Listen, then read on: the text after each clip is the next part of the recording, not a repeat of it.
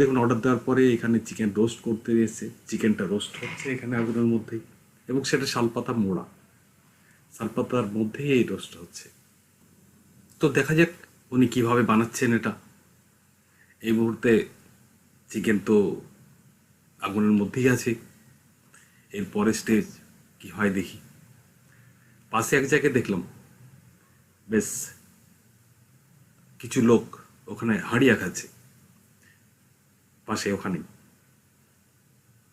তো দেখুন ও chicken rap এটা তুলে নিয়েছে, এখানে ওই গরমটাই হাতে করে পাতাগুলো ওখান থেকে সরিয়ে দিচ্ছে, এবং এটা একটা মেটাল ওয়্যার দিয়ে বাঁধা ছিল, যেটা হাতে করে এই গরমটাই ঘুরলো, এবং এরপরেও একটা কাঁচা পাতা, যে শাল কাঁচা পাতায় সেটাই ট্রান্সফার করছে।